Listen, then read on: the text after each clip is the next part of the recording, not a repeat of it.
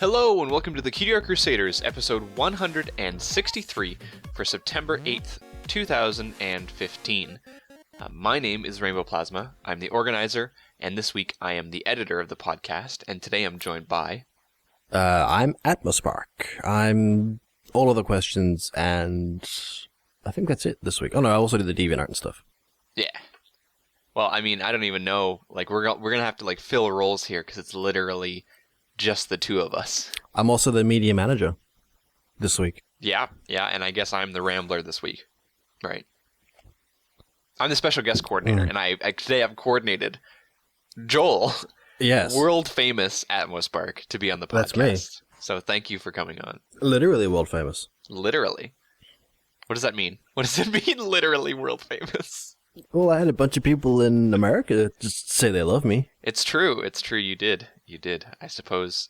Technically, wouldn't world famous just mean that one person knows you because that one person is part of the world? I mean, I guess. But now, like, 70 people know me. It's true. I'd say more than I 70. always brag that I know people on like 5 different continents. And then I get into a debate with people about what, like, the continents actually are. Anyways, it doesn't really matter. The point is, Ted and Bernd aren't here this week. Bernd is off at EQLA doing fancy con stuff. That's right. And He decided last minute he was going to go. Yeah. And then Ted is just on, like, he's out on a vacation for the Labor Day weekend. So, yeah, it's just the two of us. I don't think... So I'm trying to think, like, all of the... To use the wrong word, I'm trying to think of, like, the pairings that we've had. Yeah.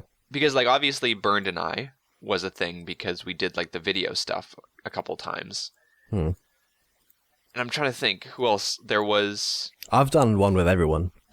So, did we do one like this before? Yeah, we've done one like this before. That's what I thought, because I thought I remembered some sort of weird, like, detective-esque fan art. Yeah. Yeah. Like, I'm trying to think, what pairings don't we have, right? Like, what else? So you did one with Bernd, just Bernd. Has there been a Bernd and Fodder guy? I don't know. That's what I think that's the only pair, because I think I did one with Flutter Guy too. Anyways, people should go back and watch 162 episodes, specifically for this one small request, and see which pairings we've had. Yeah, so I guess we'll have to ask them when they come back, but I was just wondering whether or not we had actually gone through every single, like, I'm going to use the weird word again, couple. You know what I mean? Ships. Yeah, exactly.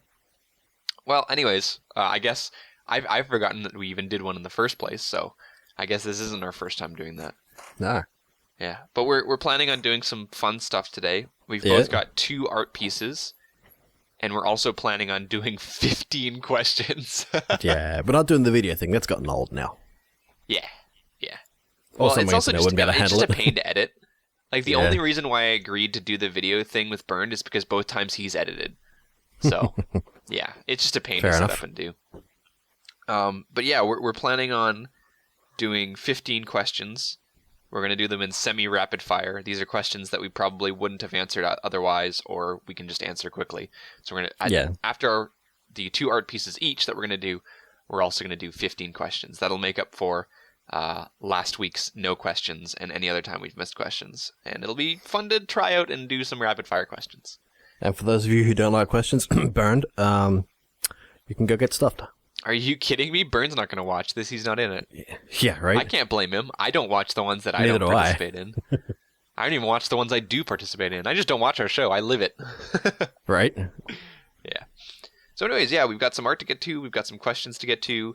I have no idea how long this podcast is going to be. It could be 50 minutes. It could be an hour and 10 minutes. We're just kind of go with the flow and see what happens. So yeah, I guess let's get down to the art. Let's get it started. In here? Oh. Hey. All right, so I picked the first one. It is called Dusty Glamour by Pedro Hander, I think. Pedro Hander. That's weird because, like, my brain, like, I read Hander, but for some reason my brain was like, no, it's Handler. And I was about to correct you, and then I realized I'm dumb. Yeah, no, that's not a thing. Okay, so it's this one here. It's Rarity. She's been, I guess, regal, and it looks, for lack of a better word, dusty. I was gonna say she looks very dusty. So here's the thing. The first question that pops into my mind when I see this, right? So this is a very regal shot. It's very portrait-esque, even though she's not really looking at the camera, so it's not traditional like Renaissance portrait.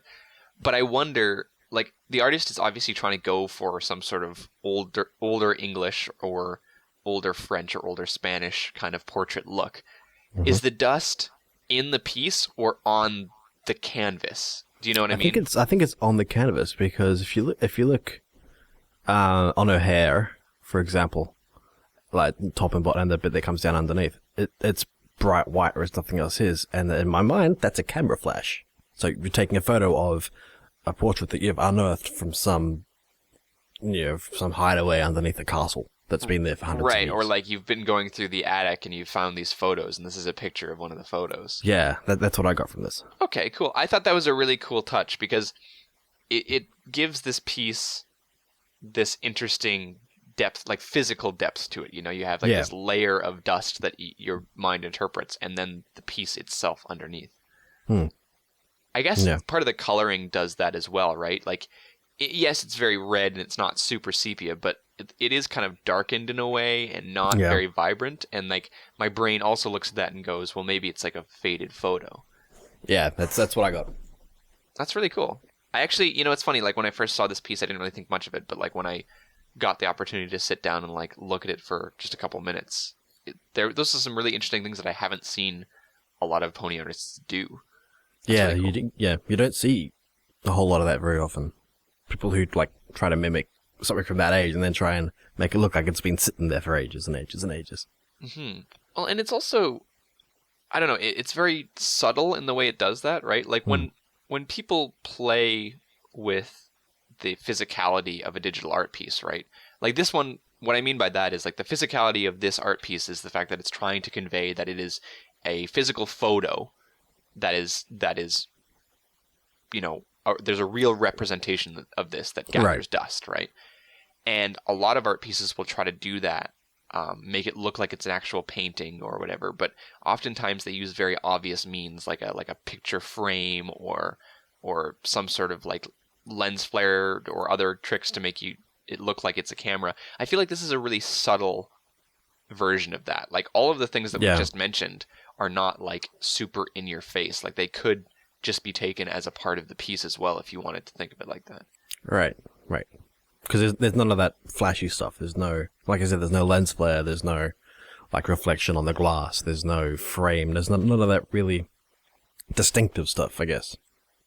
Yeah, that's a really good example, actually. The reflection on the glass is another way of kind of, not obviously, like I don't want to say that people are trying to make it too obvious, but it is very clear when you see a reflection on the glass that you're like, oh, this is obviously a picture. Right. Whereas here, like, I feel like you can interpret it both ways if you wanted to. I mean, I guess that the dust does, like, I mean, it could be a reflection of the glass, the really bright stuff like the reflection of a flash, but it could also be dust that's settled on a canvas. Yeah.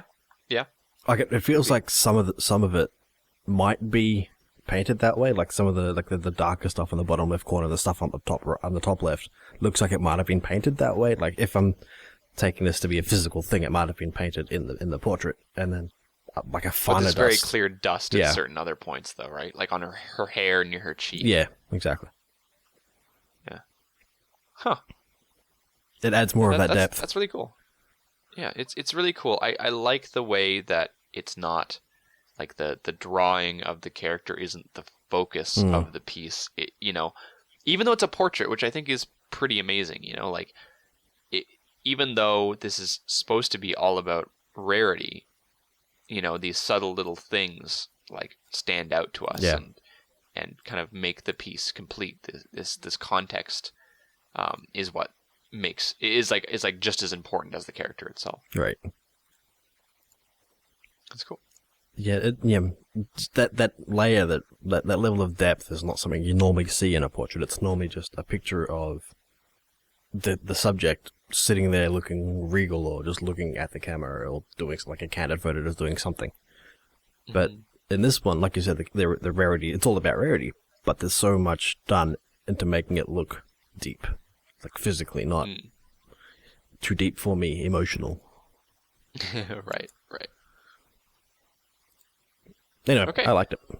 I thought it was cool. Yeah, I think it's got a lot. It's got a lot there that I didn't see initially, and so I'm glad that we did feature it because I feel like there's a little bit more depth to it than I might have given it credit for. And that's the mark of a good art piece, eh? If you see more than you do at first, if you keep looking at it. Mm-hmm, mm-hmm. All right, so let's move on to the next one. We're going to alternate here. Joel, I swapped them in the doc, so okay. I'm going to do Lumi by Aqua Galaxy next. And this one it's a simpler piece because we're featuring 2 each and we're doing a bunch of questions. We both thought we'd bring on some pieces that we didn't have a huge amount to say, but we thought were really good art pieces and we wanted to kind of feature. And this is one of those examples. There's in my mind, we could always talk a lot about these art pieces, but I think for me, I just really enjoy the 2 things. I like the color contrast and I like the motion blur, and those are the 2 main things that I look at this piece and it's like, that's really cool. Yeah. Aqua Galaxy has a thing for like the flying particles.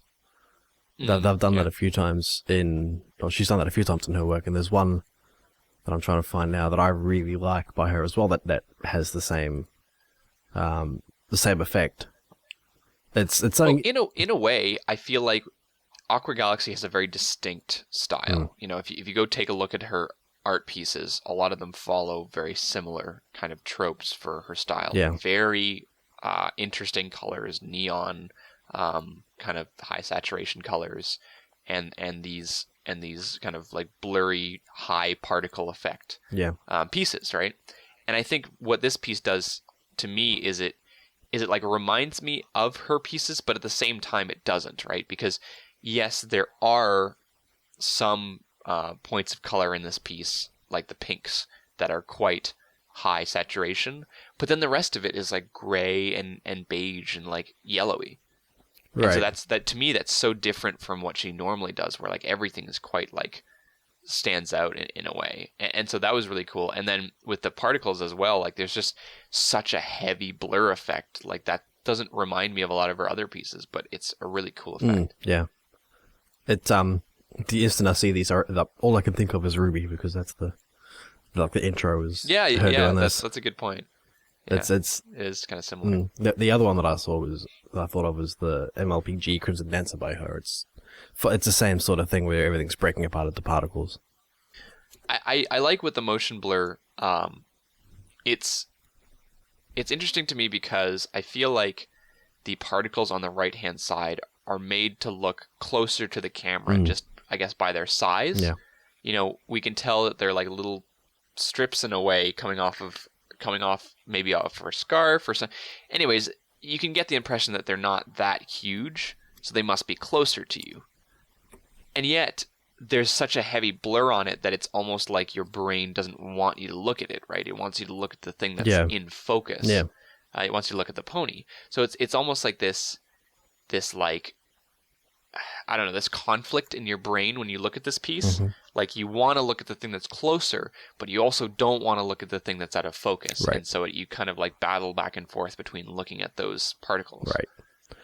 One small critique that I thought of when I saw this is those particles that you talk about, the ones close up to the camera on the right, they're not motion blurred, they're just blurred. I feel like if they were motion blurred in a particular way, it might make it might make it look a little bit better, might give a bit more motion to it. But as it stands, they're just which blurred. Ones are you talking about? The ones on the very right? Yeah, the big column of stuff there. Well, I think there is a little bit of motion blur. I think it could have more direction to it. I think that's what I meant. Yeah, if you look carefully, it does have a little bit of a horizontal jitter to it. Yeah. But you're right. It's interesting how it doesn't quite convey the same motion that some of the other particles in this piece do. Yeah, they just look out of focus rather than moving quickly. Yeah, that is an interesting point. And I think this is a good example of showing that just because you have a blur doesn't necessarily mean that it will directly equal motion, right? Yeah. There are different types of blurs and there's different pieces of context, right? Yeah, so if you look at a cartoon where they run really quickly, or even in ponies, where they move really quickly and it leaves a trail behind them, mimicking that with a blur is kind of what you want to do to convey really fast motion. So there's only blur on one side of it rather than all around it. Well, and it's also kind of a risky endeavor to blur such a large part of the piece as well. Yeah. You know, I even if it's done fully, quote unquote, correctly, which is completely subjective, of course. Of course. But, you know, if something is done, you know, completely purposefully and technically soundly, it can still be a bit jarring to have most of the piece out of focus, right? Because your eyes will kind of naturally explore the piece, and if some stuff's out of focus, it's no big deal. You kind of gloss over it, but this is such an extreme blur, and it's taking up like a third of the piece that and because the rest of what you're looking at, there isn't much there. Like the background and the floor is just kind of one color or a bit of a gradient. So you look at the pony and you're like, okay, I get all that, and then you kind of you kind of naturally wander quite quickly. Yeah. And then you're left with kind of like the only thing that you can look at is this big blurry thing on the right. So yeah, it's interesting. I think that this isn't, you know, the best example of something like that. Like something that blurs the majority of the piece. And still manages to come out okay. I love the piece. I think it's great. But I also thought that the points that you brought up were really interesting. How you don't get a huge sense of motion with those pieces. You know, like where are those pieces going? They could be going in like a number of different directions, right? Anywhere except up and down, really.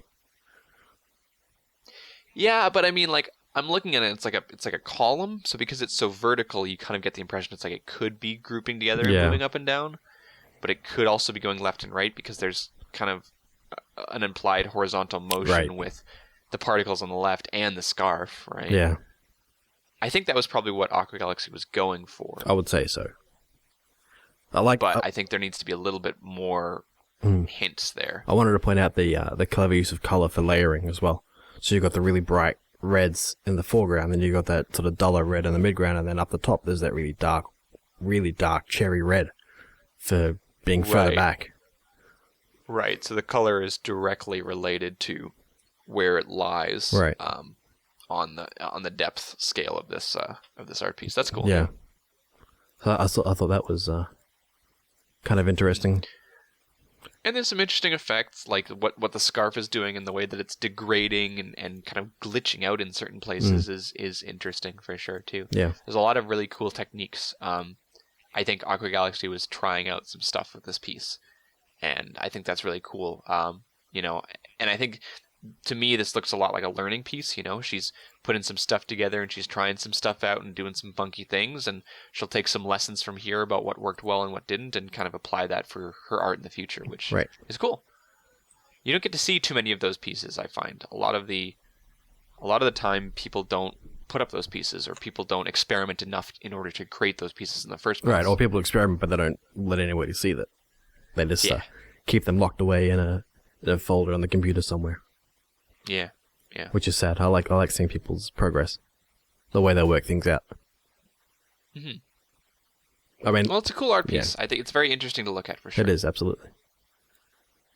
Now on that coloring thing, the layers, that's completely opposite to the one that I chose next, which is called Drops, Sweetie Drops by Assassin Monkey. And this one, straight away, you can obviously see it's darker in the foreground, lighter in the background.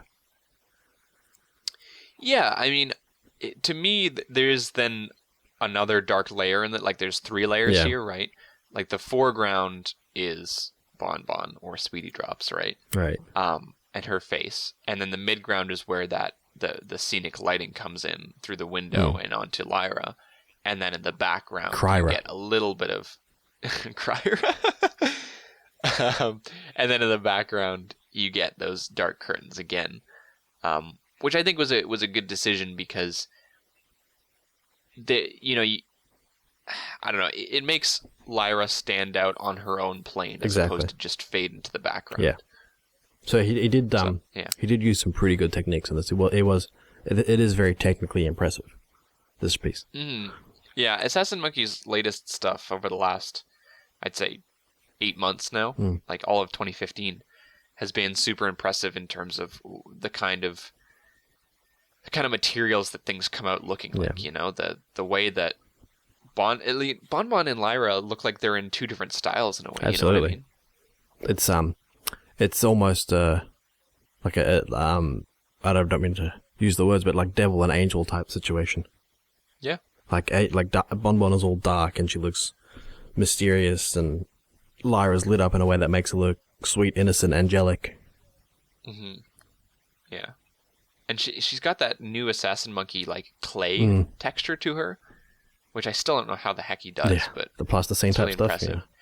Yeah, and it's like it's going for like, I'm gonna use the word realistic. It's such a loose term, Right. especially when talking about cartoon horses, but it looks more like a physical medium that he's molded, you know, in a multitude of ways. One, the clay thing that we've keep mentioning with his newer art pieces, but then also the tears in a way too, you know, are done in a very realistic fashion.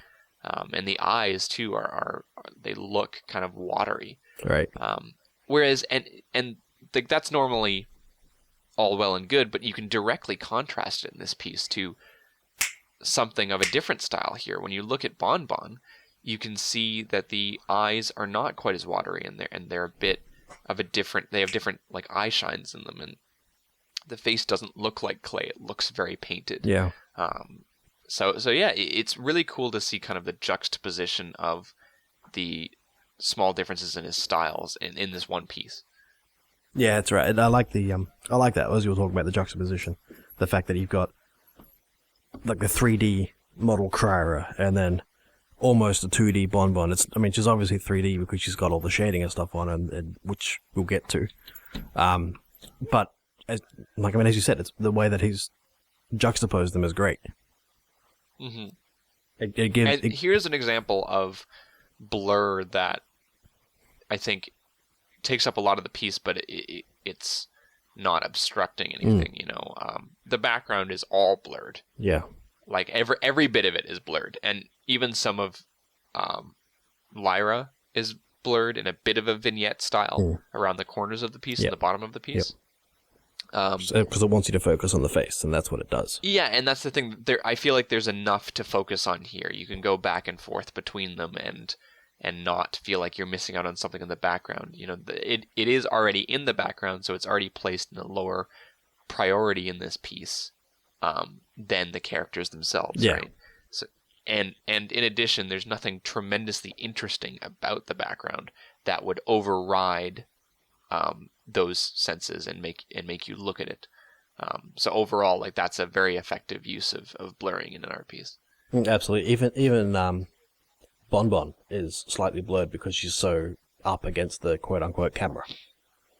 Yeah. And again, I feel like she's more blurred in that kind of vignette style again. Yeah. For those of you who don't know, a vignette is kind of like... it's a... Oh my god, I'm going to Google it. It's like the edges of vignette. It's a salad dressing, isn't it? It's vinaigrette. Ah, same thing. It's like you put salad dressing on a photo. Vignetting in photography is any process by which there is a loss in clarity towards the corners and sides of an image.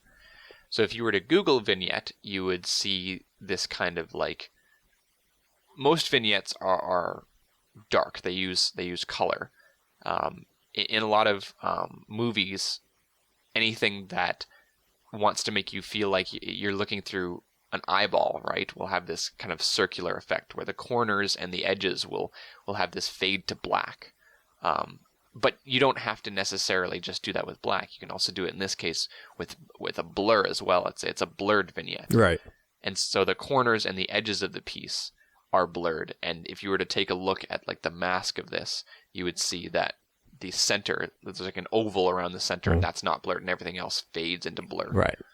It's almost like a fisheye lens, almost. I mean, not that stuff is distorted, but the fact that the corners are so blurred and distorted that you can't really focus on them.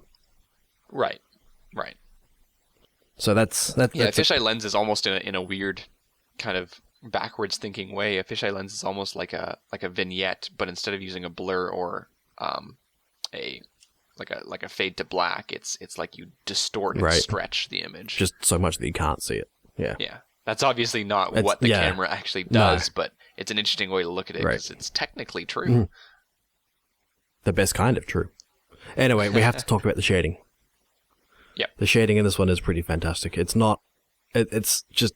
I don't know how he plans these things. I don't know how he does this. Mm-hmm. Just the way that he's given... The way that he's put that light coming from the side and then made Bon Bon look so 3D, so photorealistic almost. And he's got shading in all the right places. There's some sort of subsurface scattering on her ear. Mm-hmm. Yeah, I mean, I really enjoy the way that he slipped light in between the characters and in between these layers. You know, having one character be in the light, you know, focused with the light directly on her, and then to have another character have the opposite, to not be in the light, to be in the shadows in the same piece, is really cool. You don't see it very often. Usually characters are affected by the same light source in very, very similar ways.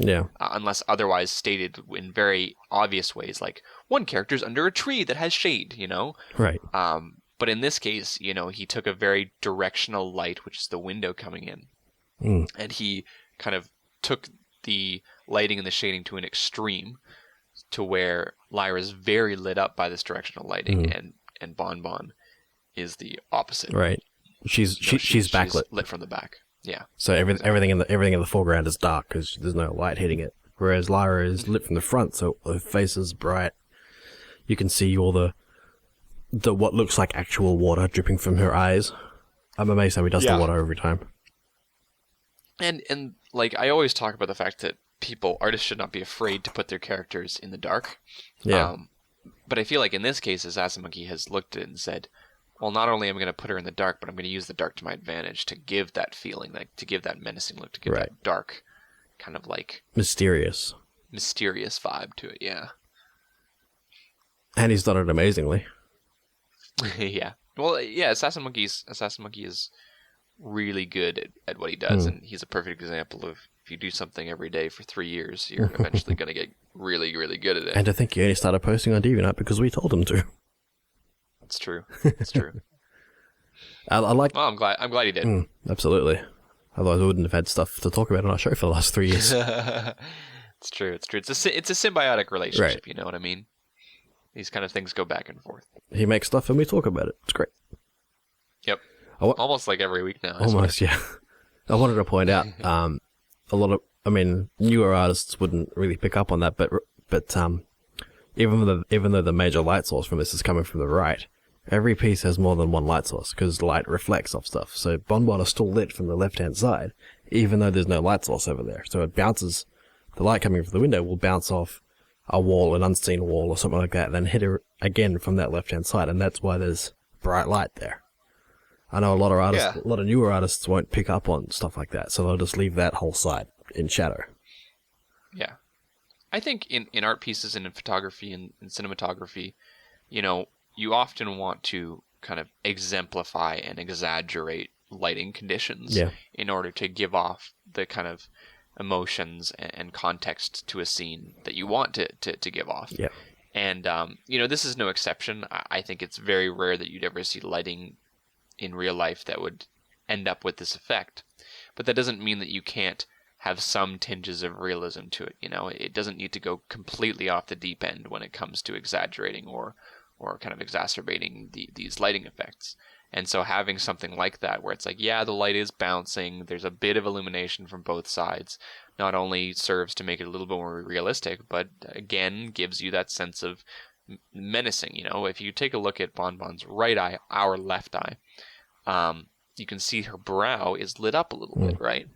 And I think that instead of it being completely in the dark, it adds some definition to that eye. It adds some definition to that expression, that eyebrow expression, right? It gives some...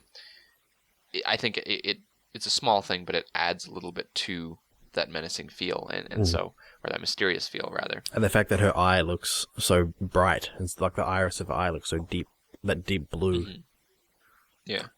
And the expressions are also great. Yeah. It's kind of a goofy take on like a very small scene. Right. But I again, like just as I mentioned that you would exaggerate the lighting, you'd also exaggerate the emotions and the situation. So it's a really cool way of doing that. I like both facial expressions. Yeah. Bonbon's is so goofy, and Lyra's is so extremely sad. Yeah, crier, by the way. Crier.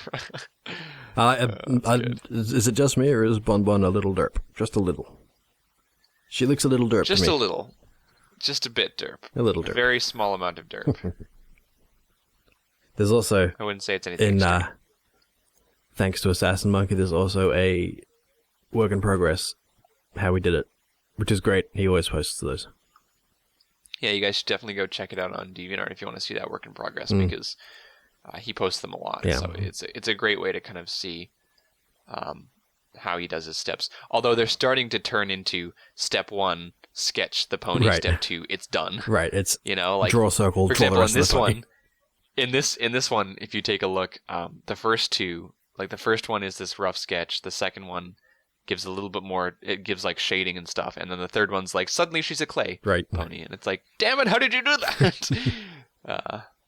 Yeah, it's good. Anyways, yeah, great work, Assassin Monkey, as always. Absolutely. Our primo #1 source to go to for interesting and unique art. All right, so let's move on to the very last one. It's an art piece that I picked, which has like, I don't know. Personally, I think it's like the least amount to talk about. Right. But yeah, I think it's a really cool concept. And it's called Sombra's Awakening by Mickey Monster. And it shows Sombra breaking through some sort of glass or ice with his horn, right, and having this very menacing look behind it. Yeah. So he was trapped in ice for like 1,000 years, wasn't he? Or crystal? I'm going to be honest, I haven't. So most episodes I don't actually go back and rewatch. And the season 3 opener, which is where Sombra was, I have not gone back and watched again. So I don't actually remember too much about his story right. And I like they really didn't flesh it out too much, I don't think, even in the episode. But yeah, I think wasn't like the entire Crystal Kingdom under ice for like 1,000 years? Yeah, it was all buried in ice for 1,000 years. Right. So I guess he would be a part of that as well. Right. I like to think that it's ice because in this one, his horn looks hot, so it's melted through the ice. Yeah, and he also mentioned in the description, does anybody know how to draw good frozen ice textures? Yeah. I think what he noticed was the same thing that I kind of noticed, which is it looks a little bit more like glass because it's so transparent. There's no frost anywhere, right. And the lines are so clean when it's breaking. I wouldn't be able to, determine the difference, but having never seen ice, a lot of glass and ice textures. Right. You see that a lot in like video editing and stuff like that. Right. So, yeah, but I really liked it. I like the again, it kind of plays a little bit with the boundaries of the canvas, because even though, yes, I think in the scene he's breaking through something, it also kind of looks like he's breaking through the canvas in a way. Yeah. There's yeah, it does look like it's because it looks like that the glass ice shadow there's like a flat plane of canvas, right?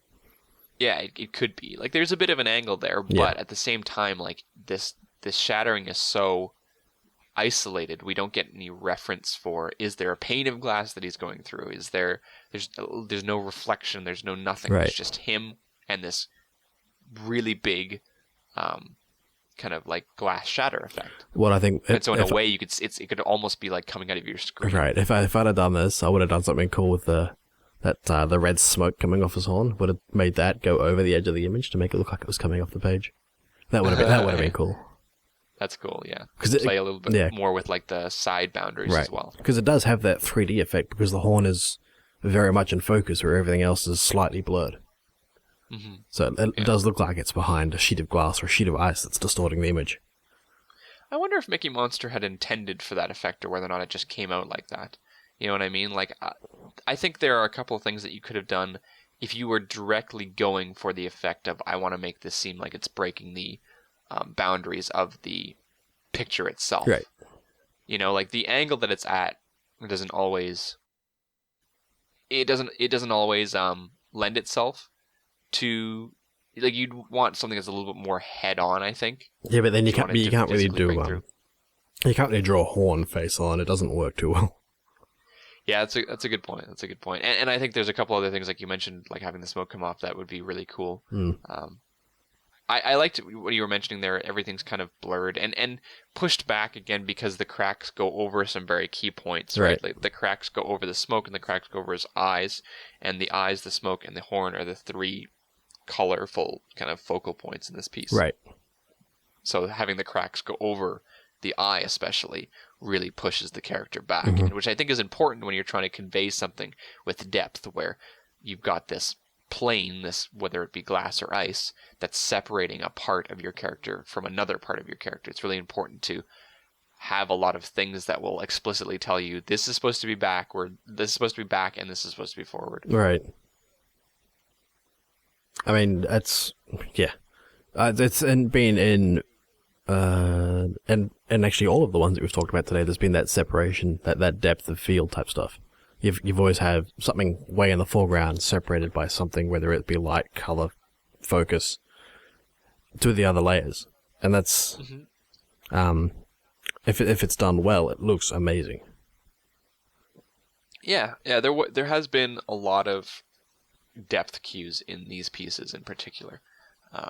Some more subtle than others. There's a lot of different ways that they have done it. Some more explicit than others. This one has a very explicit kind of split because of the glass or ice.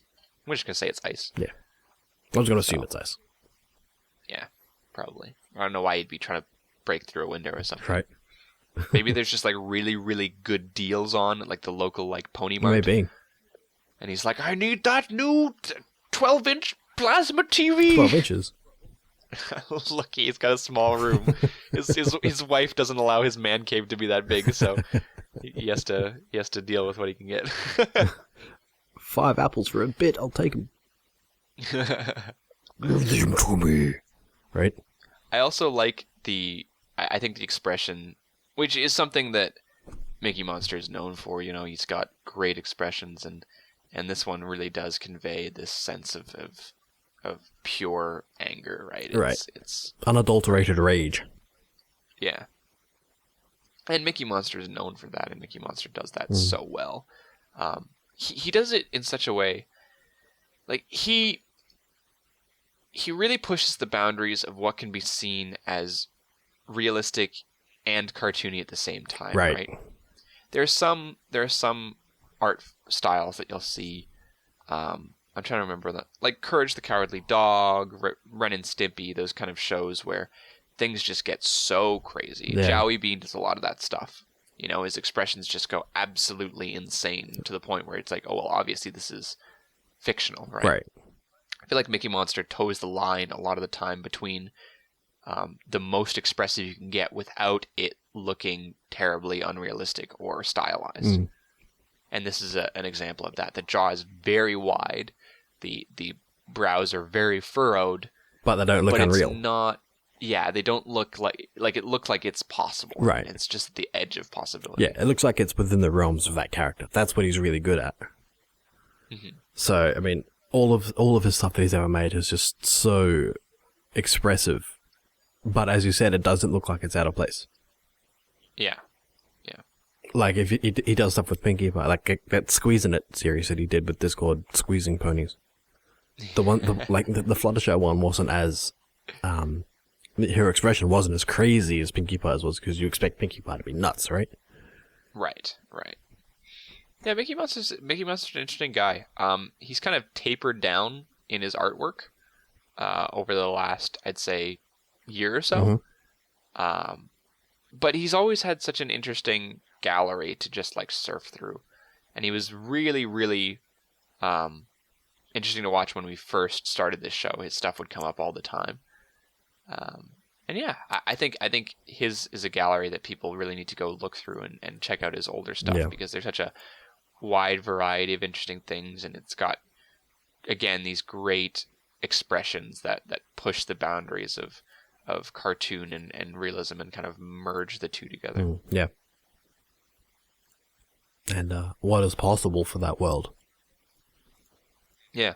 Yeah, I love that. I love the blending of realism in facial expressions and extreme cartoon expressions, and the kind of the marriage between the two, if you can get them in the right place. Right. I think Gray Stripe did a lot of that as well, which is why I liked her art so well. It's true. All right.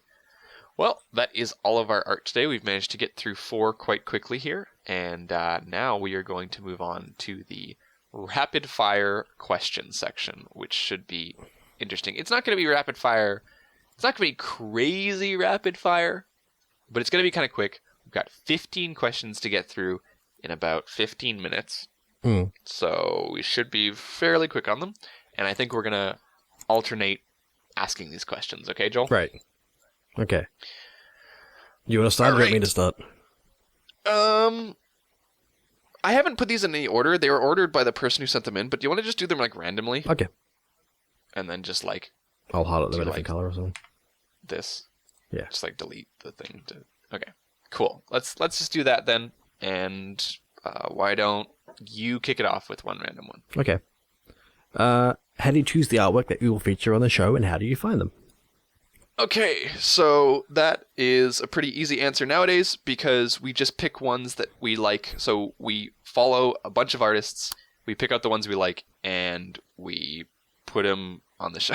Right. Like, I don't know. Like if there's no process. Like during the week between episodes, if you just happen to be on DeviantArt and see something come up that you like, we each have our own individual. We want to kind of feature this one maybe in the future folder in our favorites, so we just put that in there, and then come my Saturday or Friday night, we'll just pick something out of there. Sometimes it takes longer than others. Like today, it took me half an hour or so to figure out what I want to feature. And that's pretty typical. Yeah.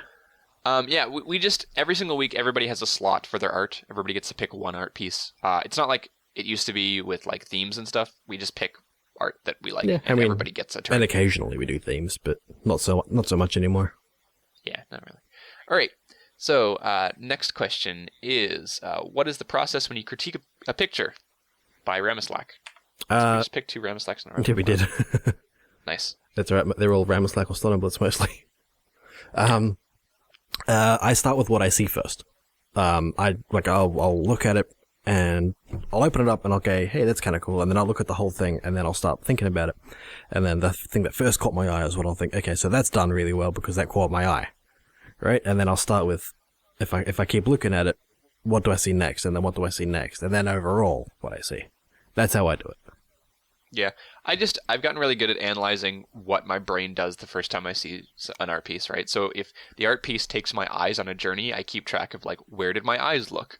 And like, what was my feeling with it? Like, what was my emotional feeling? What was my first thoughts with the piece? Like, for example, in the first one today, like I looked at the Dusty Glamour one, and like one of my first thoughts was like, is that dust? Is that real dust? Or is that, and that's what started our whole conversation. Right. So yeah, if you want to critique, just, I don't know, do what comes start naturally. talking about stuff you like. Right? Just start talking about stuff you like about the piece. Yeah. And as you talk about that stuff, more stuff's going to come up. It's why we always go over time. Right.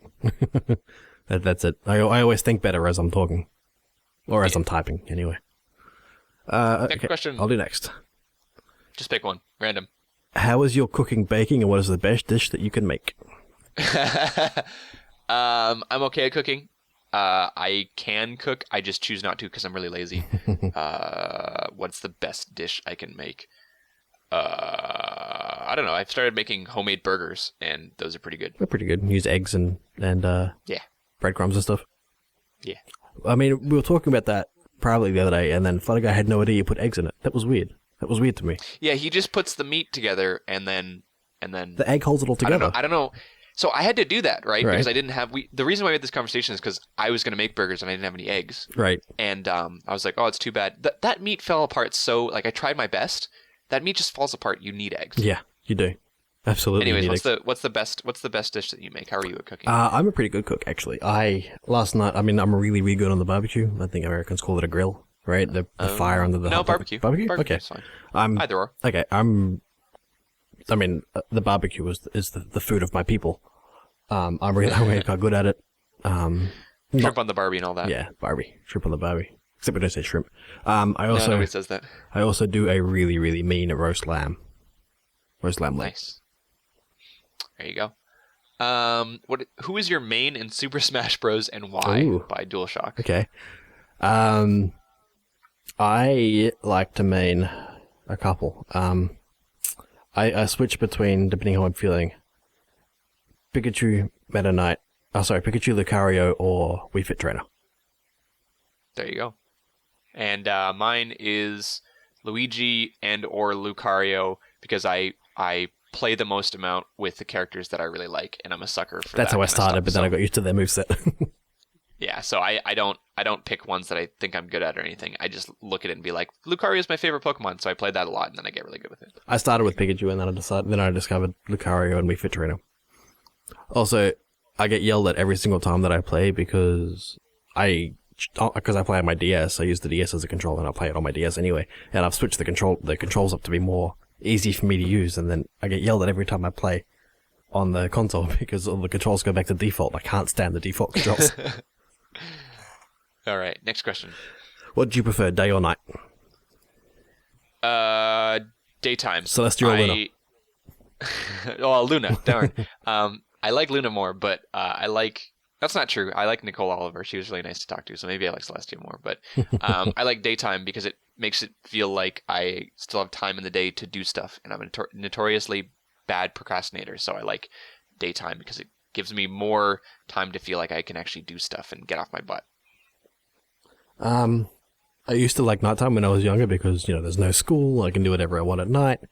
But I think now that I'm older, I prefer daytime because I can actually do stuff during the day. Stuff's open, I can do stuff, I can go places. Although night's fun. Yep. I used to be a Boy Scout, so we used to go out at nighttime and play big hot games and fields and stuff. Like Spotlight and that sort of stuff. It was great fun. Don't get me wrong, I'm still a shut-in. So the difference between day and night doesn't make a huge difference, right. But it's the feeling. All right. Who is your favorite Transformer by Sun and Blitz? Do you want to answer this one first? Storm Shield. Yeah, Storm Shield. I think everyone at the CAC's favorite Transformer is Storm Shield. And literally nobody's going to get that reference, but that's fine. Yeah. Next question. How would you react if you met your favorite pony as your pony OC? How would you react if you met your favorite pony as your pony OC? My first reaction was, why am I a pony? I don't know. I don't like to. I'm not really a huge fan of crazy celebrity culture where you don't treat them like people. Right. I do that so much so that when I meet celebrities, unless I am either at an event where it's normal or they have a lot of time, I'm just chatting with them, I won't even get a picture or an autograph with them. I recently, on my way back from BronyCon, met up with the head coach of my favorite hockey team, and we chatted while we were getting on the plane, and it was a 2-minute conversation, so it wasn't anything long. So people were like, "Oh, you should have gotten pictures," but it's I feel like that's disturbing people. Right. So it's the same thing. If I met up with my favorite pony, I don't know, I wouldn't get a picture with them or anything. I would just hang out and chat for as long as I could. Also, they wouldn't know they're famous. It's true. It would freak them out. Well, maybe they did. Maybe. They did save the world a couple times. It's true. I mean, I'm the same. I prefer to just sit down and have a casual conversation with them rather than I'm your biggest fan. Can I get a photo and autograph? And then I'm going to sell this on eBay. Can you make it out to eBay? I'm going to sell it right now. But I prefer just to sit down and have a casual chat with them. When we were talking to Andrew Libman and Sibsy and all that sort of stuff in Everfree Northwest, because that's the only one I can, make reference to, because it's the only one I've been to in the States. All you do is just say hi, how you going? I'm a fan of your work, and then that's about it. That's where you mentioned the fact that they're famous. I mean, in our heads, we're going, oh my god, we're going crazy, right. But I don't know, I don't like to translate that into my actions too much. Right, because you feel like everybody says those things. I just want to be different. I want to be relaxed. I want to just chill out. I mean, they're just people too, right? So, we had a great chat with Maud. For at PonyCon, yeah. What are your top 3 episodes and why? Top 3 episodes meaning of MLP. So for me, I'm going to just do it really quickly because I actually know the answer to this. So in no particular order, Tanks for the Memories, Lesson Zero, Castlemania. Those are my 3 top episodes. Oh, episode 100. Damn it. Okay, well, there you go. You got top 4. I like the episode home because it was crazy. I like the Pinky Key episode because it's Pinky, because Sweetheart Yankovic was there. I liked the episode that Smile Song was in. I think all of my favorite ones are Pinky ones. Yeah. Is that weird? No. Good. Magic is an essential part of MLP. Do you think that magic exists somewhere, somehow? Depends on how you quantify magic. I think there's a bunch of stuff that's unquantifiable, things like that we just don't understand, like, I don't know, not to sound sappy, but I think love is one of those things. Right. So yeah, if something that's unquantifiable and just kind of happens is magic to you, then yeah, I guess magic does kind of exist, but yeah, I guess kind Fair of. enough. I mean, there's magic at every single convention you ever go to. Somebody's got a deck of it, right? There's a lot of magic at the Hoffman household. Oh, absolutely. That's for sure. And Silver's old place. Yeah. I mean, I'm gonna go sappy route, same as you. If you think love is magic, then yes. Also, do you believe in miracles? Do you? Do you believe in magic? Come along with me. I don't remember the words, so I'm gonna go on to the next question. And the magic of friendship. Yeah, the magic of friendship for sure. What is the strangest / funniest thing you've seen in a pony picture? By Ramislack. We haven't me saying. Oops. I have, but that's fine. Okay. I like strangest, I guess, would be all the stuff by like Jowie Bean, who does the crazy art style, and there's one that I've just recently come across, but I can't for the life remember the name. Just crazy proportions, crazy faces, crazy everything in the picture. I love it. Okay. Strangest, I can't talk about it on the show because we encounter a lot of weird stuff when looking for art pieces that I'd rather not talk about. Funniest, there's a lot of funny things that I encounter, but I'm saving those for a potential episode that we're going to do on comedy. So I've been saving a lot of funny ones for that. So yeah. Fair enough. Not related to ponies, but do you guys game? Do you guys game? I'll answer for the other guys who aren't here. All of us game. Bernd does. Bernd used to play a lot of League of Legends, and he plays like Counter-Strike, CSGO. Ted plays stuff off and on, and he's always been interested in gaming. I should hope that I would game. For the last 8 months, for the last 8 months, I was working in the games industry professionally as a job, and I hope to once again do that once I'm out of university. So, yes, I game. I never used to when I was younger, but I guess now I will qualify myself as someone who games. I have played a heck of a lot of Splatoon recently. Best game, you guys should totally go buy that and then add me. You were playing Rocket League too. I am started playing Rocket League. I've got over 800 hours in Kerbal Space Program. Yep. Yeah, you used to play that all the time when we were recording the podcast until I yelled at you about that. Yeah. All right, we got to nail these questions. What's the next one? You are now a supervillain. What is your evil master plan? Okay, sure, let's go with that one. Supervillain, what's your evil master plan? Enslave everyone who has a butt. Okay. So your entire nation would be Kim Kardashian, right? No. Oh.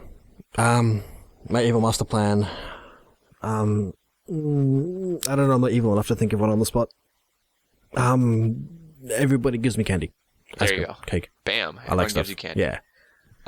What is your favorite line / quote in MLP and why? By I am not. Ready to catch me. That one was so good that they put that in Friendship is Witchcraft. Or was that specifically from there? No, it was from an episode. Oh, really? Was it? I thought it was from Friendship is Witchcraft. It was in the where Applejack goes off and doesn't get the first place. It's the Cherry Jubilee one. Yeah. Mine is Galoshes. Galoshes. It's like no one's gonna know what episode that's from. It's like it's the Out of the Dress one, isn't it? It's like such a tiny little part, but every single time I hear it and see the face that Applejack makes, it makes me laugh. So that's my favorite line. It was the episode 3. It's right? The Art of the Dress. Yeah. That was. I think it's episode 3. Yeah. It's really funny. If you go and find it, search MLP Galoshes. It's like the favorite. That's my favorite line. I can't. Yeah. It's amazing. What kind of art makes you cry? I could make inappropriate jokes. I don't know. I'm an emotional guy. Lots of stuff makes me cry. Sad things. Stuff with really bright lights make my eyes water. Does that count? You know what? I'm gonna go back. I'm gonna change my answer. Not just sad things. I'm really, really sappy. So like really happy things, like I don't know, like super happy moments really make me cry. Like I don't usually cry over art. Art's not really. I cry over videos and stuff, and I cry to music. That comic that you've been reading. The comic I've been reading with Rainbow Dash. Oh, I haven't cried. I tear up at a lot of stuff though. So yeah, like super happy things. Like when things make me happy, I will often like tear up because I get very emotional. Right. So yeah. And the last one is if you had the power to suddenly make a new pony meme, what would it be? How did this end up as the last one? I don't know. I think none of us want to answer it. If you had the power to suddenly make a new pony meme, what would it be? I don't know, but I'd probably hate it after like the third time someone said it. So right. God, I'm so sick of that. I would approve because I made it up. I'd love to hear it. I'm so sick of the just do it thing. I'm so sick of it. I'm done. I love it. I'm done. It was all of BronyCon. I hate it. It's the worst. I just think it's awful. I think it's funny. If it's done well, I think it's funny. Make a new pony meme. I don't know, something that this is gonna sound weird, but it's something that would spread past the pony fandom. It'd be cool to have a meme that like other people could participate in that wasn't like bronies suck. You know, something positive that would spread towards the entire, or I don't know, just spread the one that burns a horse. I mean, it's not really a meme; it's more of like a fact. But you know, right, that'd be cool. Yeah, and I'm trying to think of something along the lines of Zap apples can't melt pony trees or something. I don't know. Zap apples can't melt pony trees. Welcome to the name of this episode. That's awesome. Amazing. There you go. That's a great answer. Okay, so that's Zap apples can't melt 58 pony minutes. Trees. What does that even mean? All right. I don't know. All right, it's great. All right, well, there you go. We made it to the end of the episode. Questions, and we managed to make it in under an hour. That's nice. Right. It's pretty awesome.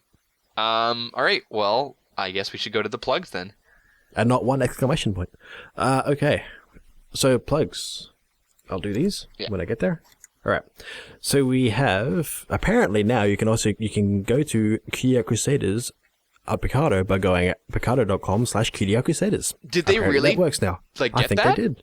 Yeah. Oh my god. I'm going to try it out right now. You just keep going. We have a DeviantArt, which is cutieartcrusaders.deviantart.com, an email, which is cutieartcrusaders@gmail.com, youtube.com/cutieartcrusaders, cutieartcrusaders.tumblr.com, facebook.com/cutieartcrusaders, and finally, at cutieartcrusade on Twitter. You are absolutely right. You can go to picardo.tv/cutieartcrusaders, and it will take you to our page. That is awesome. I didn't even see that Picardo changed their website recently. Yeah, it's all been completely redesigned. Nice. Looks good. It does. All right.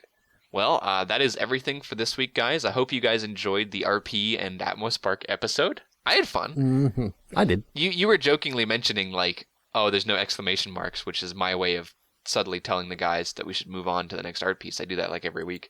Right. But I don't know, with two people, you don't really need to. No. There's I don't know. That flows. Yeah, it flows much better. It's a conversation that's being had back and forth, as opposed to when there's more than two people, it's kind of like you're just throwing things out there and then having other people pick it up and add on to it, right? Right. So it's hard to stop that process because you're not directly involved in it. Whereas here, I can stop a conversation by just responding in such a way that moves on. So, yeah. Also, before we go, happy birthday, Nazagoring, for 3 days ago. Oh, yeah. So when we're recording this, it's her birthday. Right. Which is Saturday the 5th of September? Yeah. So Saturday the 5th of September was her birthday. So happy birthday, Naz. She's a friend of the show. I know that, in particular, Joel and I talk to her a lot. So yeah, she's a good friend. It was really cool. She's one of those people who, we met through our show, and then I don't even remember how we found out that she watched our show, but we eventually did. And now we're pretty close friends with her, so that's really awesome. So happy birthday, Sarah. Happy birthday, Naz. You're awesome. My armpit is cold.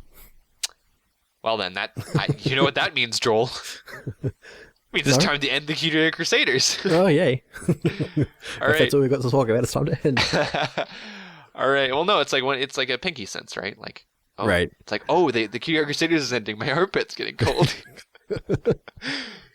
All right. Weird. Well, that is everything for this week, guys. Next week, hopefully, I believe we'll have both Ted and Bern back, and so we'll have a four-man podcast again.